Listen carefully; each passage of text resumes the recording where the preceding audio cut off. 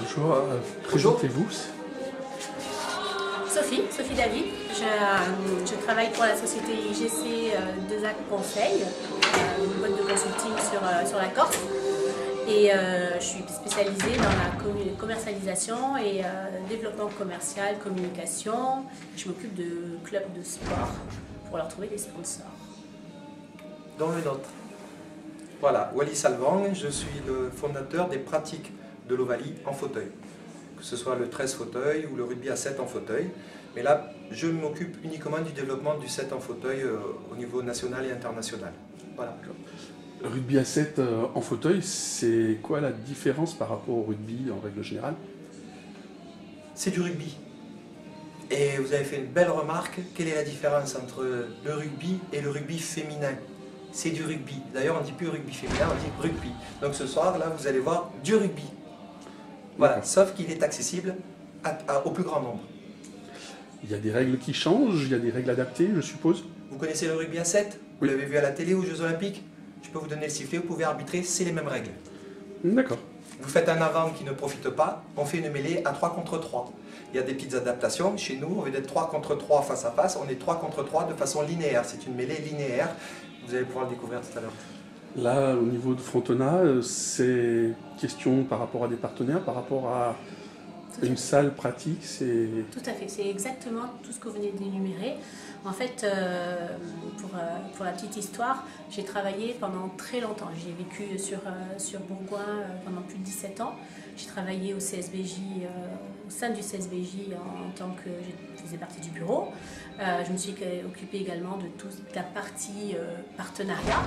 Et quand Wally on a commencé à parler du projet, du stage de cohésion et de préparation de l'équipe de France, je lui ai dit, écoute, s'il y a un endroit sur lequel je vais pouvoir être réactive très rapidement, parce que ça s'est fait il n'y a pas longtemps, c'est sur le secteur, en Bergali. Et je lui ai dit, écoute, laisse-moi quelques jours, j'ai passé quelques coups de fil et voilà, ça s'est lancé comme ça, l'aventure. D'accord. Et après, en termes d'équipe de France, vous avez des objectifs, on va dire définis, pas définis? Oui, là pour l'instant, la pratique est reconnue au niveau loisir par la Fédération française de sport pour tous. Donc c'est une pratique reconnue par une fédération reconnue d'utilité publique et malheureusement ça s'arrête au niveau loisir. Et heureusement, au niveau loisir, on est libre de faire beaucoup plus de choses et donc on apparaît comme une référence mondiale de la co-inclusion par le biais du sport. C'est vraiment un projet de cohésion sociale parfait, puisque vous pouvez voir aujourd'hui un papa amputé jouer avec son fils de 14 ans valide. Vous pouvez voir des jeunes filles valides et des jeunes filles amputées qui vont jouer tout le monde ensemble, que vous soyez homme ou femme, handi ou à mobilité réduite, ado ou adulte, tout le monde joue ensemble. Donc on peut jouer en famille, on peut jouer entre amis, on peut jouer, j'allais dire, de façon inclusive. Si vous avez dans une ville qu'un seul handicapé moteur, il aura accès au sport grâce aux valides. Voilà, on pratique ce qu'on appelle une intégration inversée. Voilà, c'est-à-dire qu'un handicapé moteur, vous n'allez pas pouvoir le mettre debout s'il est paralysé, paraplégique, alors qu'un valide, vous allez pouvoir le mettre assis.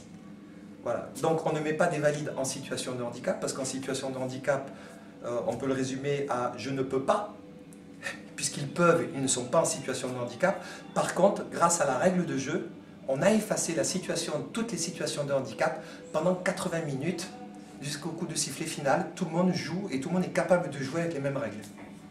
D'accord, ben, merci beaucoup. Je vous en prie.